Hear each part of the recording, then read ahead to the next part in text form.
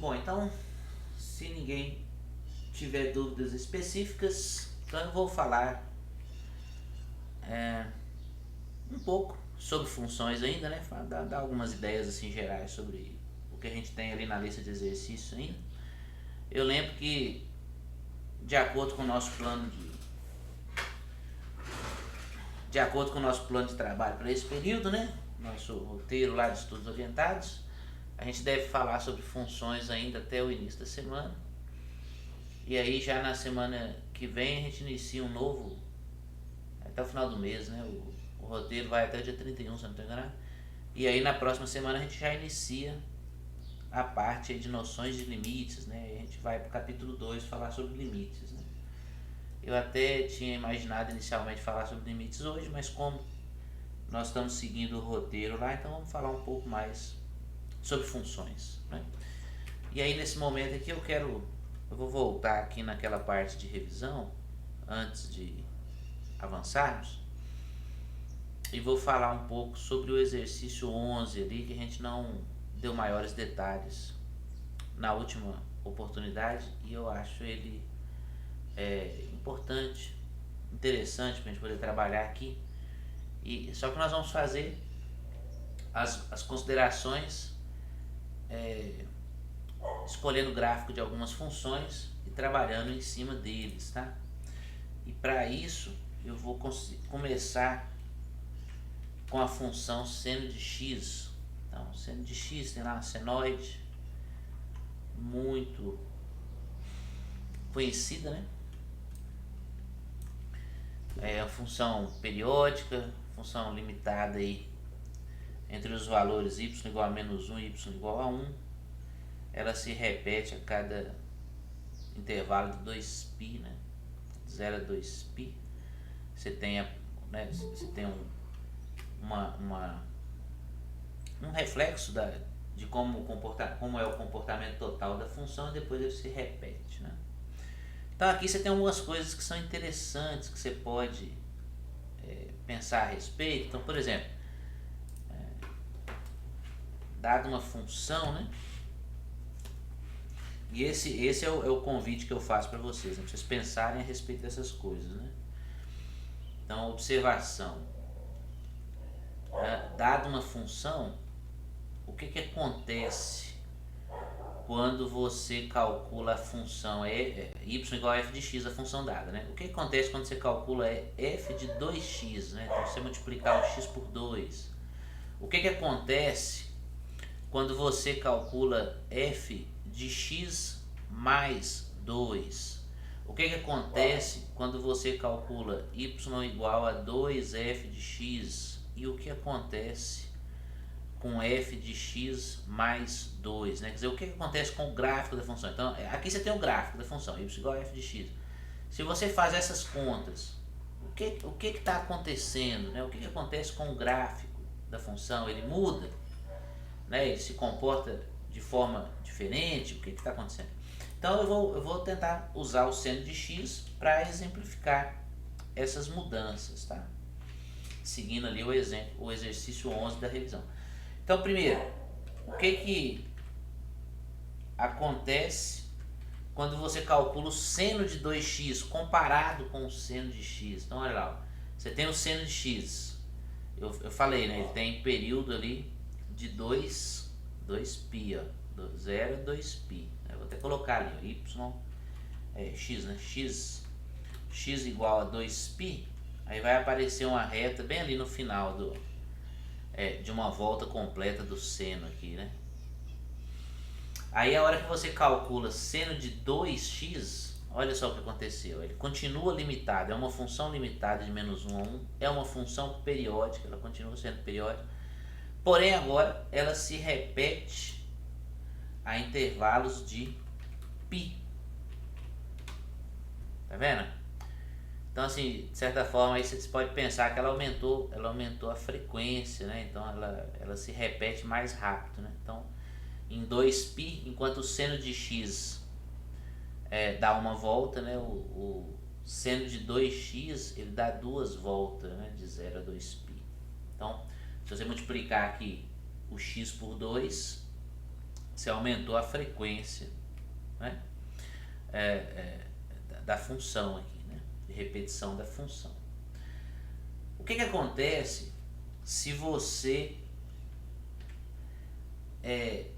dividir, por exemplo, por 2, né? Aí fica fácil, né? Mas aí vamos colocar também para a gente poder também dar uma olhada, olha lá. Então agora, seno de x sobre 2, de 0 a 2π você tem apenas metade da senoide.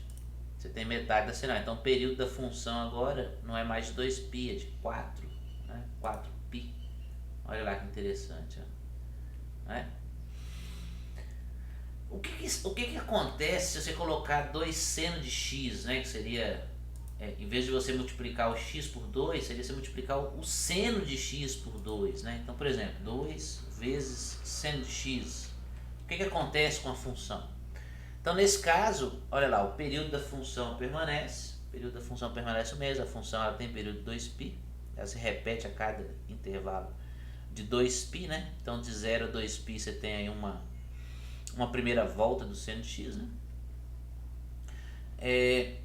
Mas agora ela é uma função que não está mais limitada de menos 1 a 1. Ela ficou limitada agora de menos 2 a 2. Então, quando eu multipliquei o seno de x por 2, eu aumentei a amplitude da função em 2 unidades, né? Ela estava limitada a menos 1 até 1, agora ela ficou limitada a menos 2 até 2. Bom, de forma semelhante, se você multiplicar por meio, né, meio vezes o seno de x, você vai dividir aí a amplitude da função aí por 2, né?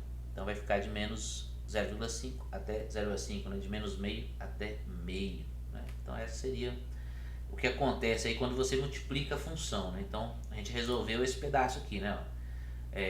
Se eu multiplicar o x por 2x, você aumenta a frequência, né? Você aumenta a frequência ali de repetição da função, se for uma função periódica. Se você multiplicar 2f de x, você aumenta a amplitude da função, né? Agora, e se você somar, né? O que acontece se você somar?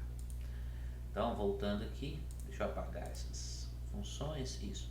Então, se eu somar, então, se eu calcular seno de x mais 2, seno de x mais 2, aí eu vou comparar ele com o seno de x, seno de x, tá? Que é o primeiro que nós calculamos aqui. Então, olha que o que você fez quando você somou o mais 2 ali, né, no x, né, no argumento da função, o que você fez foi deslocar o gráfico da função em 2 unidades, né? Como você está somando mais 2, então você está deslocando aqui, assim, para a esquerda aqui. Então, o que passava na origem, agora passa aqui, ó, no menos 2 e 0, né? Menos 2 e 0. Note que se eu somar seno, se eu calcular seno de x mais 1, opa, eu calculei, escrevi errado, peraí. É o seno de x mais 1. Aí. Se você somar seno de x mais 1, então ele desloca só uma unidade, tá vendo? O seno de x passa na origem, o seno de x mais 1 passa no menos 1, e o seno de x mais 2 passa no menos 2.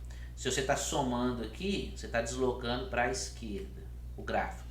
Se você subtrai seno de x menos 1, então você vai deslocar mais agora para a direita. Tá vendo? Então, o que passava aqui na origem, agora vai passar aqui em 1, 0, mas deslocando, né, você desloca o gráfico para a direita, né?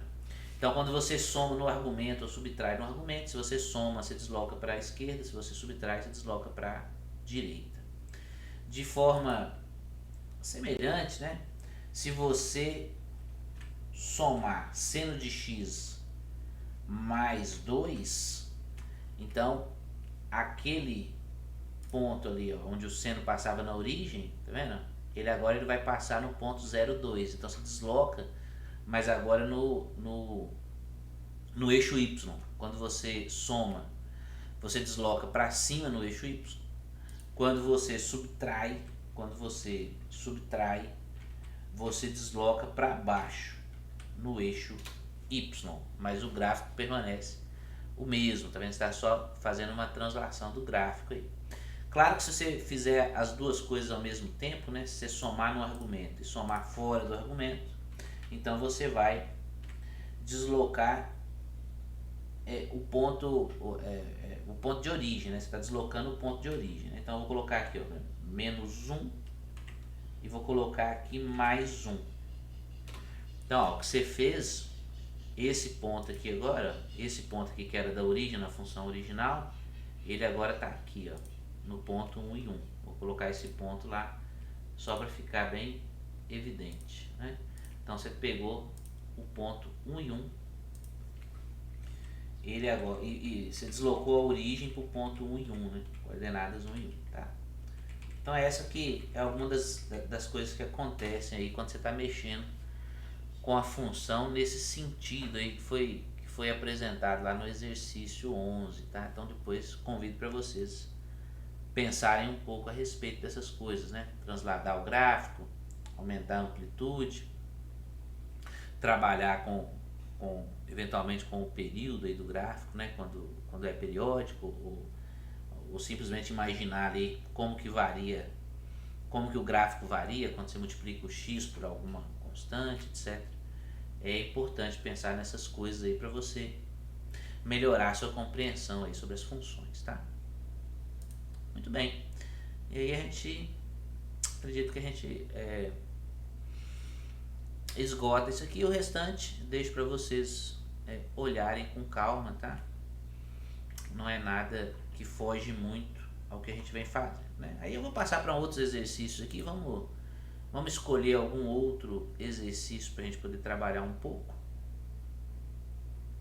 E particularmente eu estou de olho ali no exercício número 22. Assim, acredito que, não me lembro se foi exatamente nessa turma, mas o recado acho que vale para todas, né? Então eu vou repeti-lo aqui também. A ideia desse trabalho é mais ou menos a seguinte, né? A nossa dinâmica de trabalho é mais ou menos a seguinte, quer dizer, você tem o texto do livro para você acompanhar, aconselho você a ler o livro, né? Ler o texto do livro, tentar entender os exemplos que aparecem no livro e tentar fazer os exercícios. Nesse processo a gente tenta esclarecer dúvidas, tanto por contato do fórum ou por e-mail, e mesmo nesses nossos encontros que a gente tem, como o de hoje. A sequência, a gente colocou 2 materiais lá no grupo. Tem o livro, que é o material principal, e tem um material de apoio baseado no livro de pré-cálculo, né? É material de apoio mesmo, gente, é para, né, auxiliar.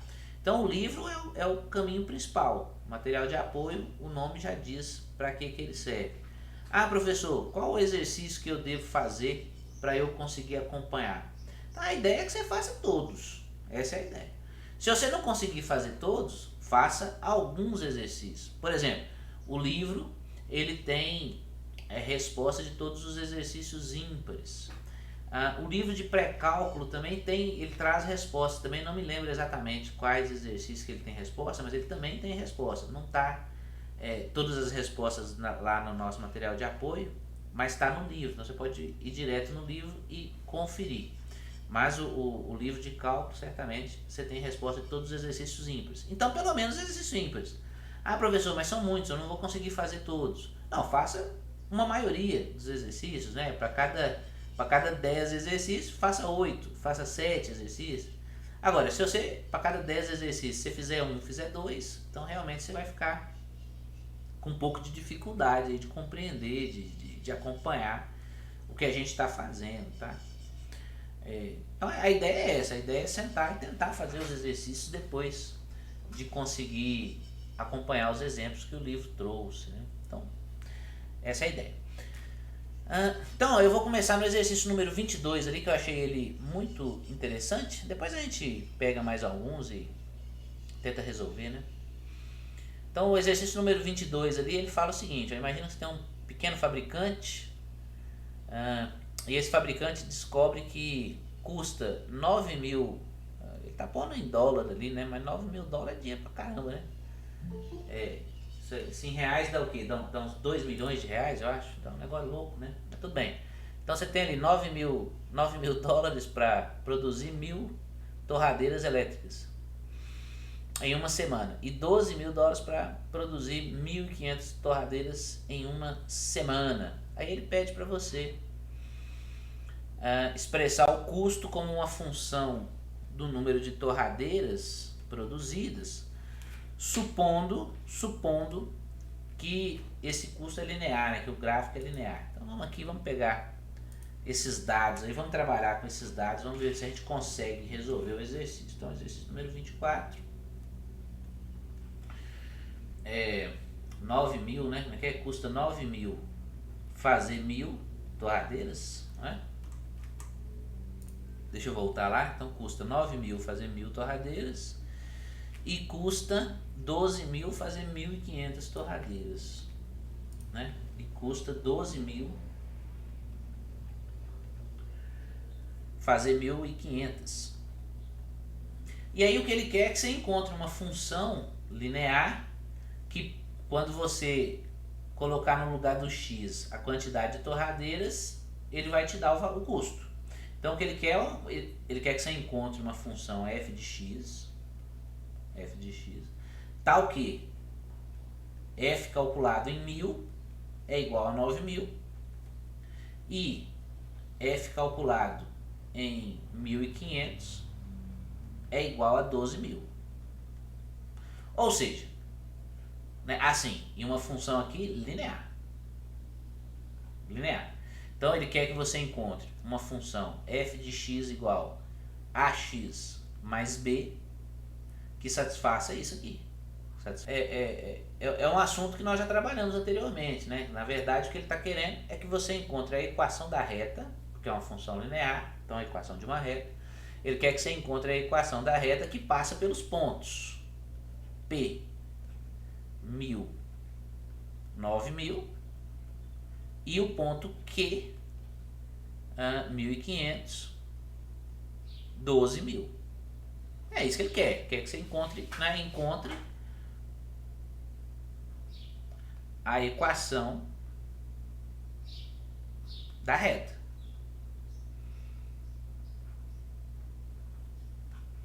A equação da reta. Então é isso que ele quer. Agora, como é que é a equação de uma reta?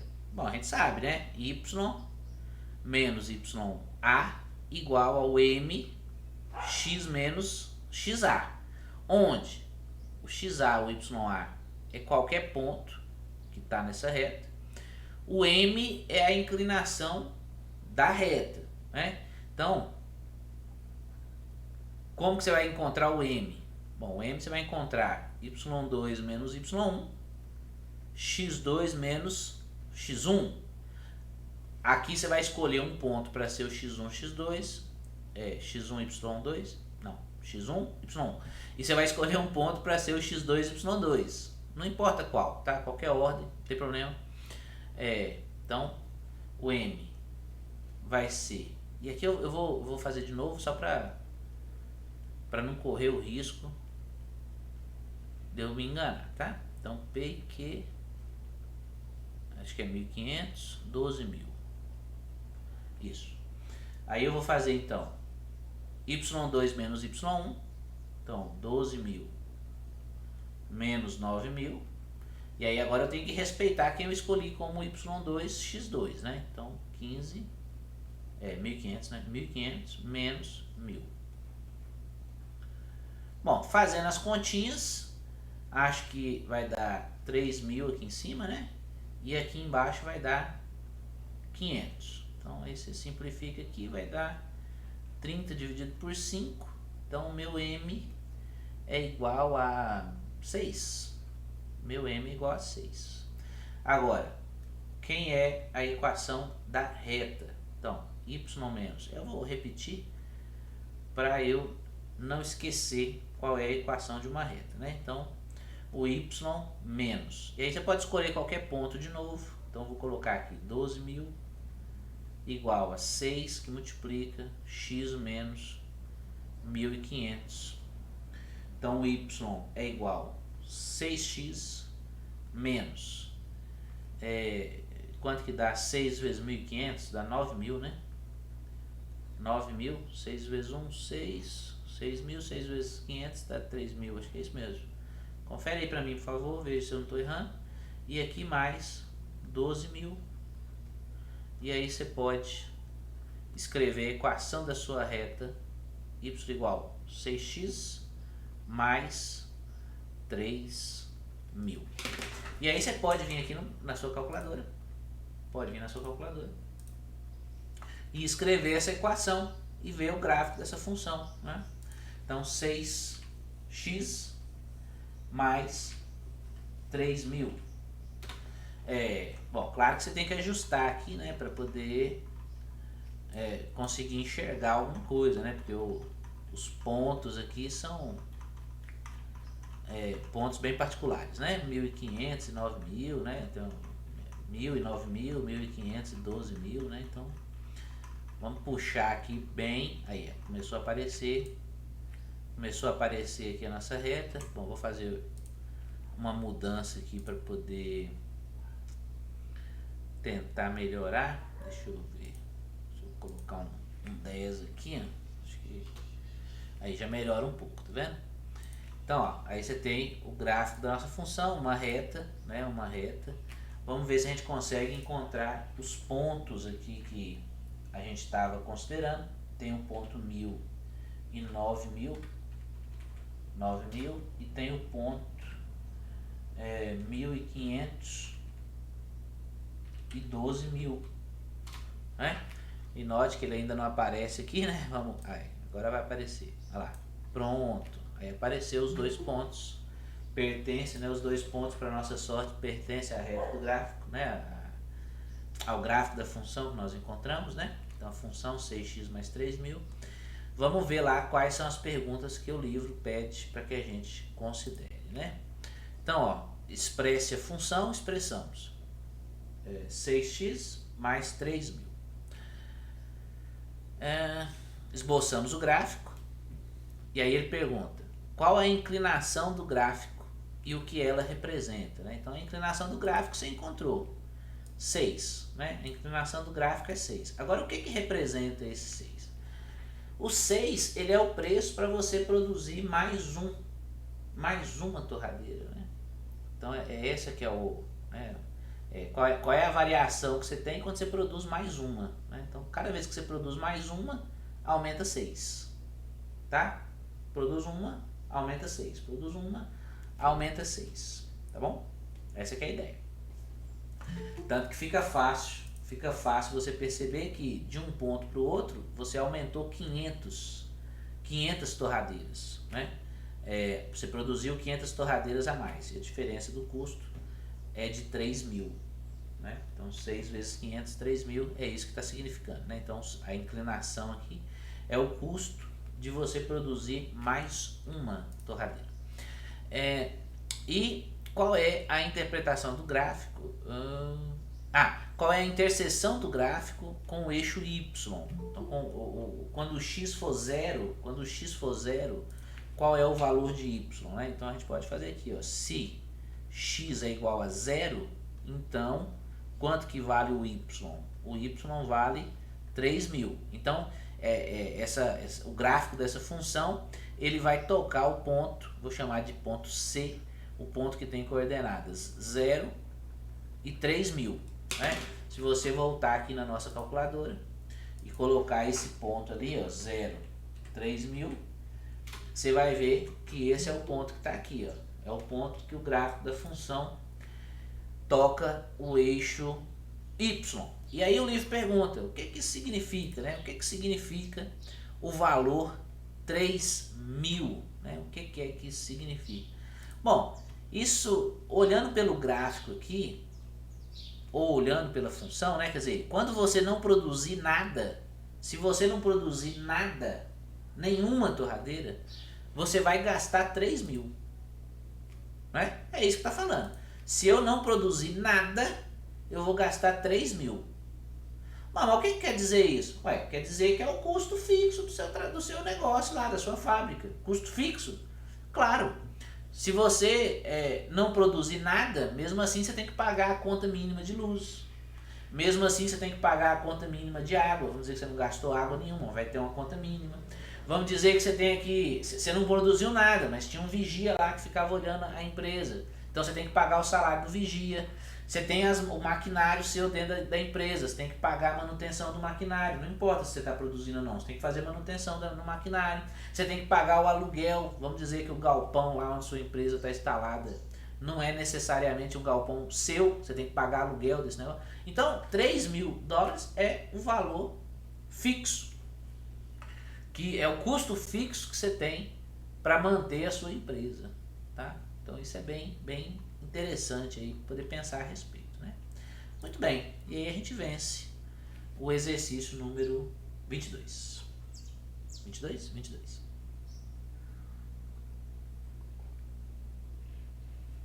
E aí eu vou fazer mais um ou dois ali na sequência. Eu vou fazer o exercício número 23, porque eu achei ele muito bonitinho, muito bonitinho. E depois eu vou fazer o exercício número 24. Eu acho que em algum lugar eu escrevi que já era o 24, né? Mas não era, era o 22. Deixa eu ver. Ah, aqui eu escrevi 24, que eu tô achando estranho. O exercício que nós fizemos é o 22, né? Mas tudo bem.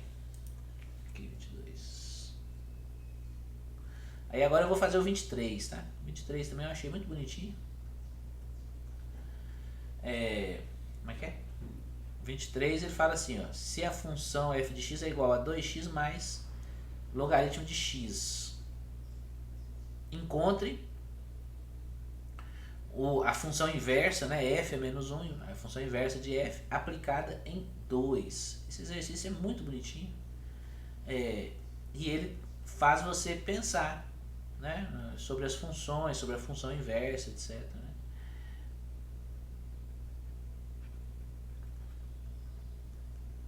Então, queremos, né? O que queremos nesse exercício, né?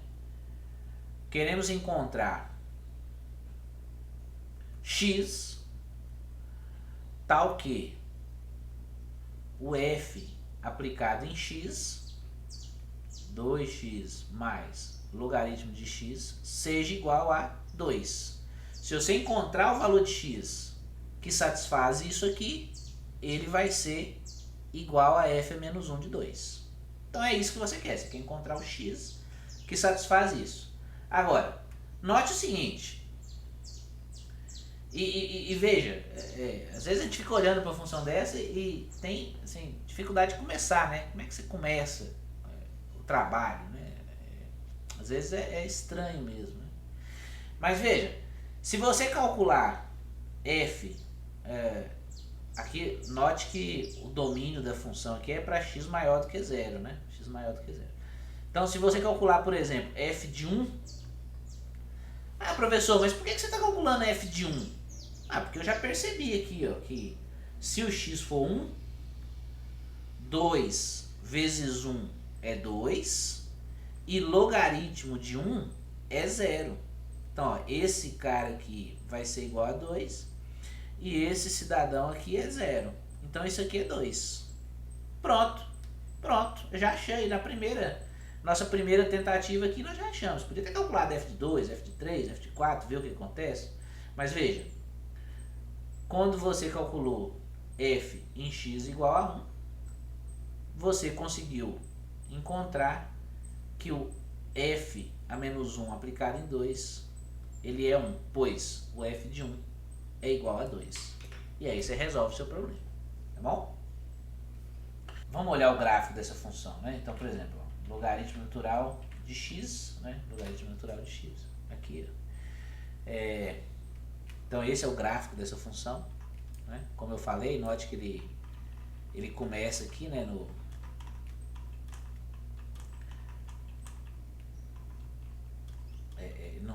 não tem valores de x negativo, né, por causa do logaritmo, né, por causa do domínio do logaritmo, né?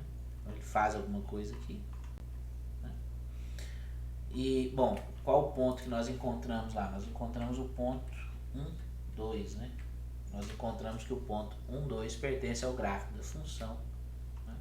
Por isso que o f é menos 1 de 2, quer dizer, a inversa da função aplicada em 2, aí eu recupero o valor de 1. Né? Legal esse exercício. Então, seguindo ainda nessa ideia, eu vou fazer o próximo. E agora sim, vou fazer o exercício número 24. Né? Vamos fazer o exercício número 24 ali, né? Ele quer que você encontre a função inversa da função f de x igual a x mais 1 dividido por 2x mais 1. E aí tem uma forma de encontrar função inversa para esses casos, né? Que é bem interessante. Então, exercício 24, agora sim, exercício 24. F de x igual a x mais 1 dividido por 2x mais 1. Acho que é isso, né? Deixa eu ver. É isso mesmo. Como que você encontra a inversa, né? Então, assim, uma forma de você encontrar a função inversa é você olhar para a função y igual x mais 1, 2x mais 1, e aí você inverter o x e o y, né? Então, eu vou considerar x igual y mais 1, 2y mais 1, e vou tentar fazer as continhas para eu isolar o y. Se eu conseguir isolar o y, a expressão que eu encontrar é a inversa, né, da função, tá? Então, essa aí é uma forma de fazer essa continha que pode ajudar bastante. Então, aqui eu vou multiplicar, e aí eu vou fazer as continhas aqui, né? Considera que aqui você não está assumindo nenhum valor de y que dá zero, etc, né? Que o domínio seja... Você está fazendo essas contas dentro do domínio das funções, etc, né? Tem que considerar essas coisinhas. Não vou me preocupar com isso, vou só fazer as contas, mas isso precisa ser considerado em algum momento, tá? Então, x que multiplica 2x mais 1 igual a y mais 1. Aí eu vou multiplicar. E aí eu vou isolar o y, né? Então vai ficar 2xy menos y igual a 1 menos x. E aí eu vou escrever y igual a 1 menos x dividido por 2x menos 1. 1 menos x dividido por 2x menos 1. E aí nós temos a inversa, então, né? O f menos 1, né? O f menos 1 de x igual a 1 menos x, 2x menos 1, né? Note que a função inversa aqui, né? Você não pode ter x igual a meio, né? E aqui você não podia ter x igual a menos meio, né? Então são pontos aí que você tem que desconsiderar no domínio de cada uma das funções, né? Então, o gráfico dessas funções, vale a pena a gente explorar isso agora também. Então, x mais 1 dividido por 2x mais 1.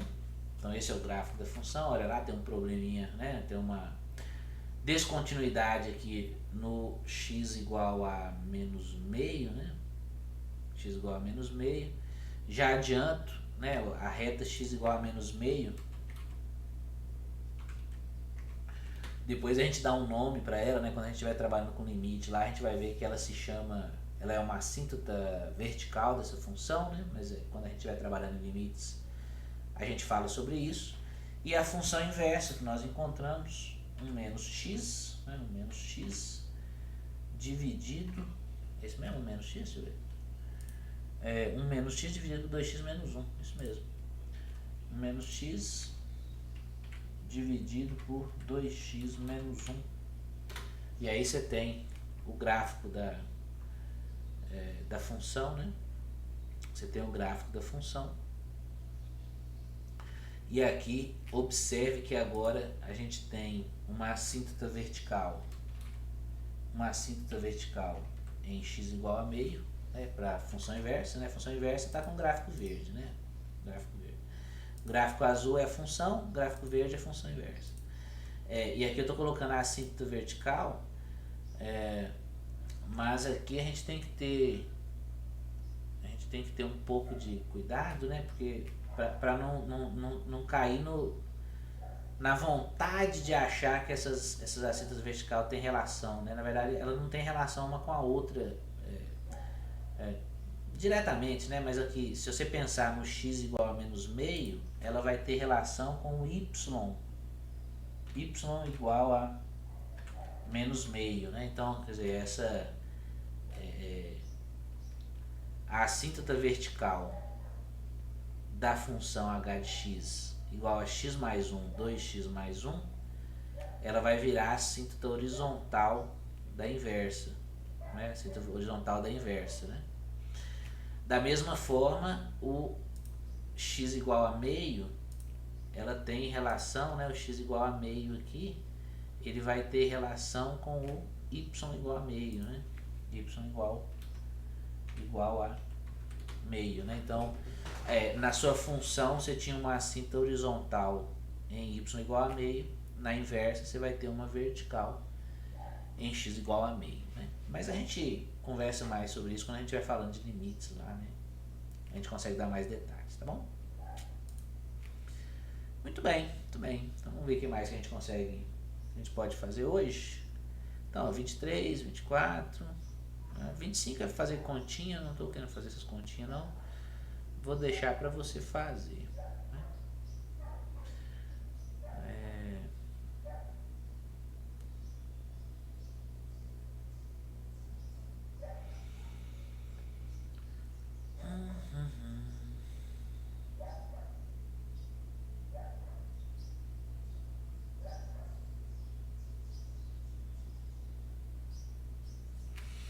Vamos ver se a gente acha mais um exercíciozinho aqui que dá pra gente fazer agora. Ah, ótimo, ó, vamos fazer o exercício, acho que 19. Exercício número 19, aí a gente explora um pouquinho mais, porque ele fala sobre função composta. A gente não falou sobre isso ainda diretamente, né? Vamos falar agora, tá?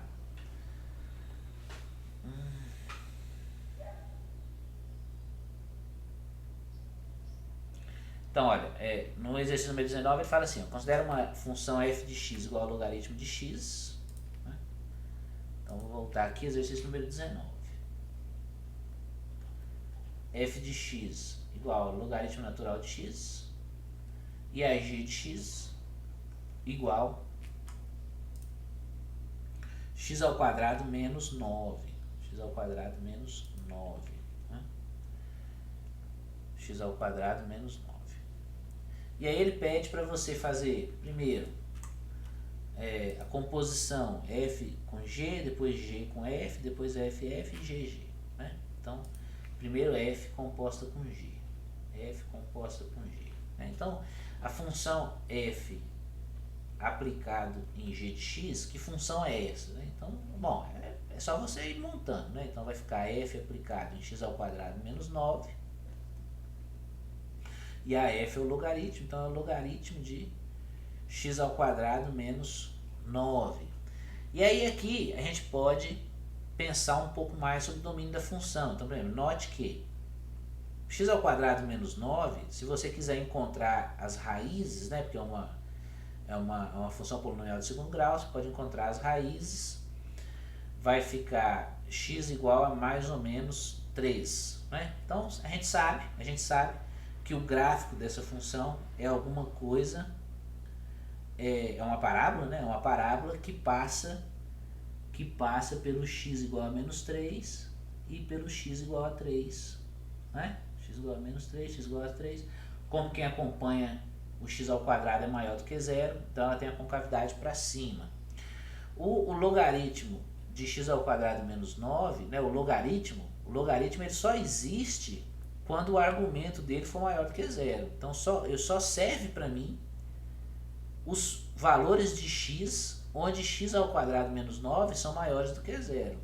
Então, o domínio dessa função, ele está quando x, né, eu posso calcular o valor da função f composta com g de x quando o x for menor do que menos 3, ou quando o x for maior do que 3. Então, esse é o domínio da função.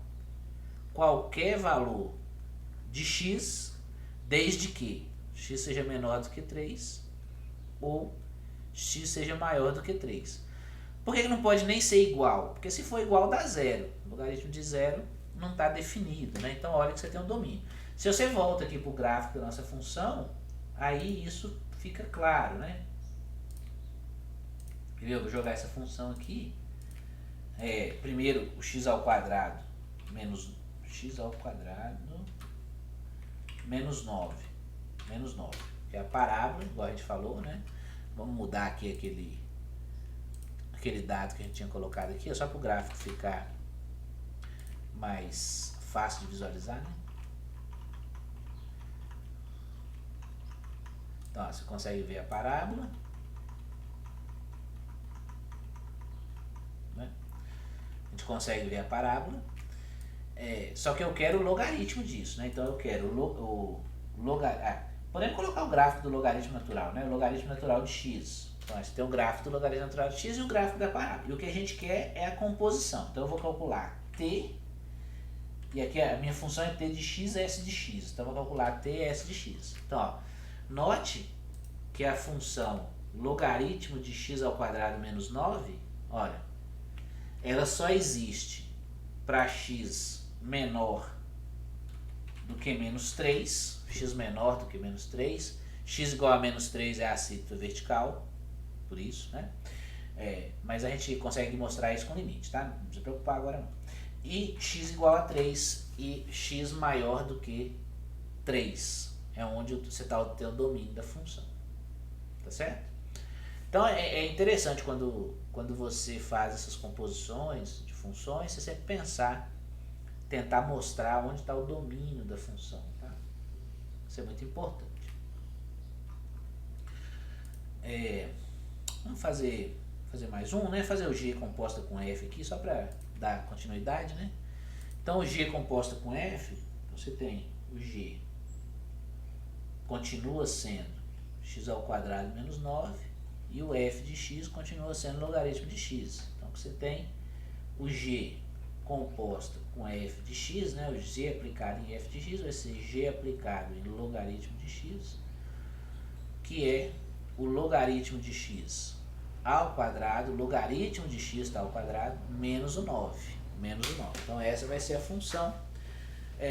Bom, claro que o domínio do logaritmo de x aqui é para x maior do que zero, e qualquer valor de x maior do que zero que você colocar aqui, você consegue calcular o g, né? O g aplicado em f de x, né? Então o domínio, aqui eu escrevi domínio da f, mas aqui não é domínio da f, né? No exercício anterior aqui eu coloquei domínio da f, mas é domínio da composição, né?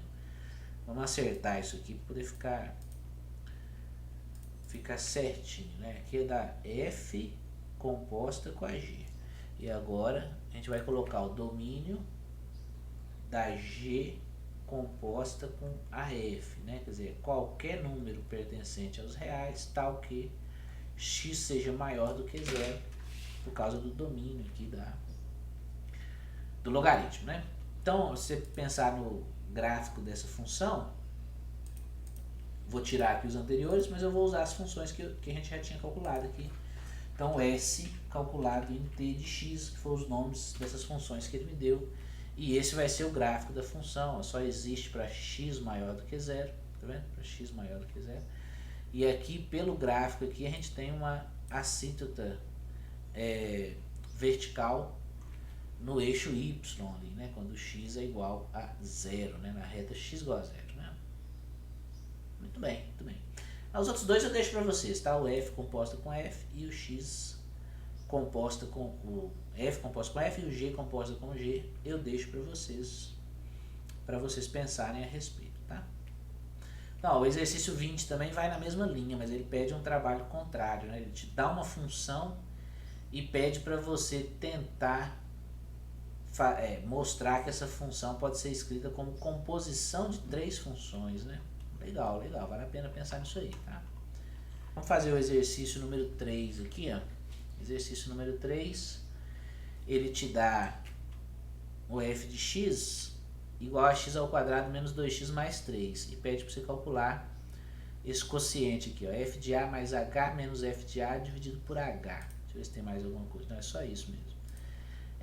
Esse exercício ele é legal, é importante fazê-lo, tá? Assim, esse quociente aqui ele é ele é a inclinação de uma reta secante, né? Quando o A e o H são dados, e esse quociente ele aparece muito, porque depois a gente vê que ele está relacionado até com a derivada da função, né?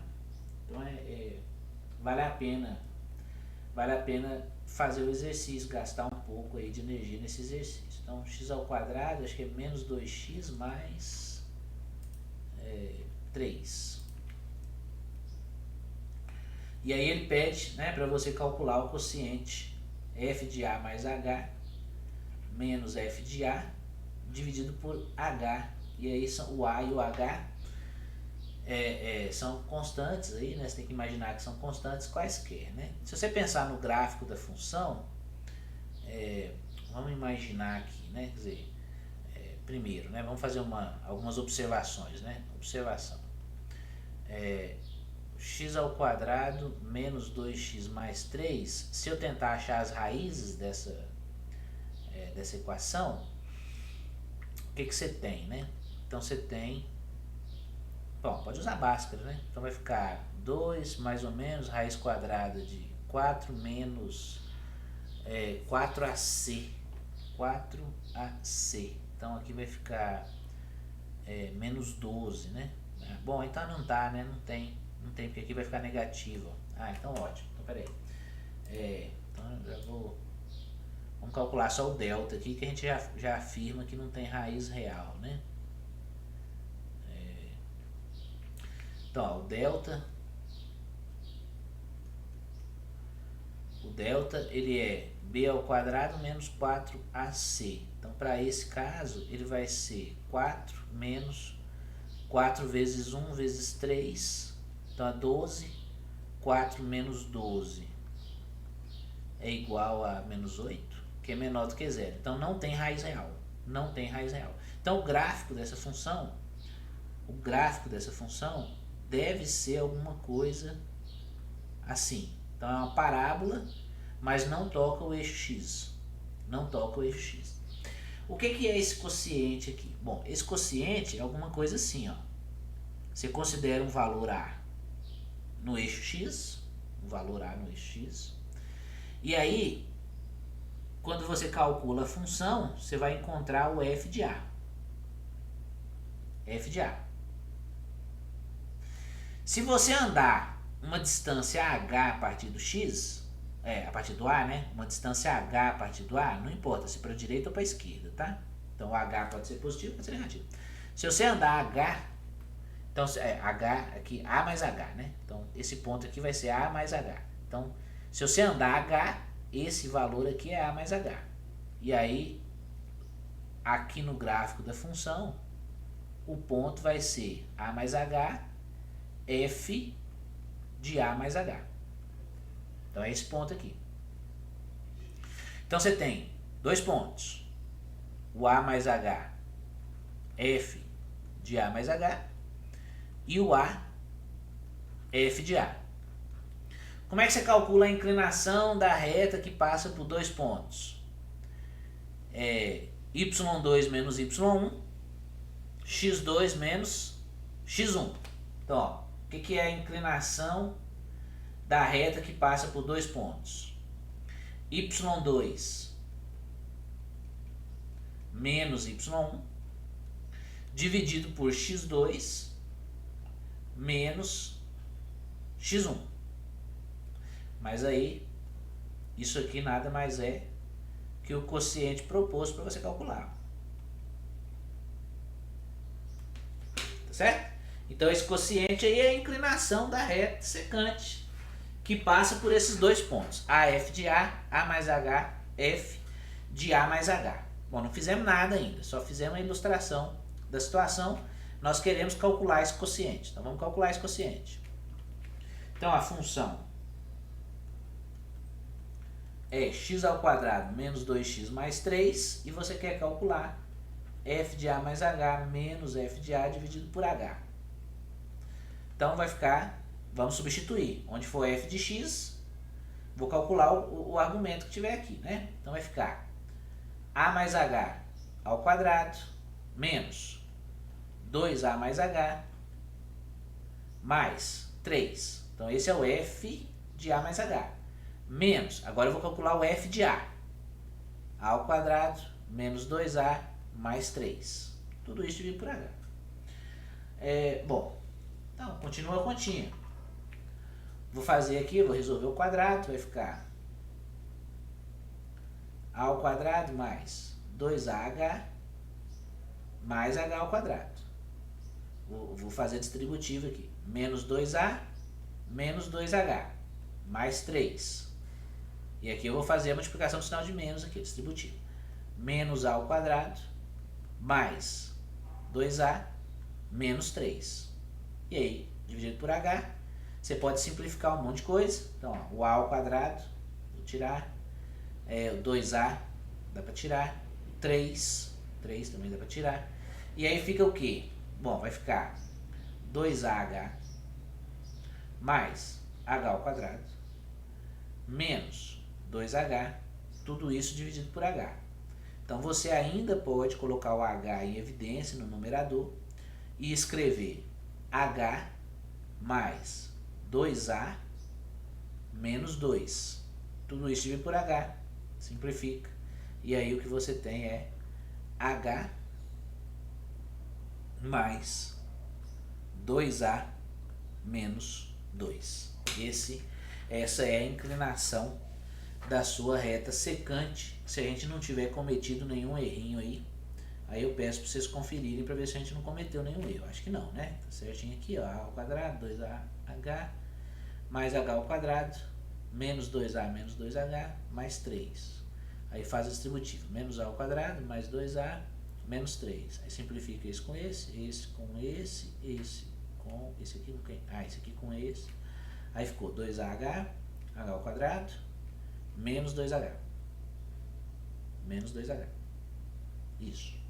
Aí coloca o H em evidência. Então, H ao quadrado vai virar H, 2A, H vai virar 2A e menos 2. Aí simplifica. Acredito que seja isso mesmo. Muito bem. E aí você tem a inclinação da reta secante. Tá bom? Então, exercício número 3. Muito bonitinho e importante para o nosso trabalho futuro. Né?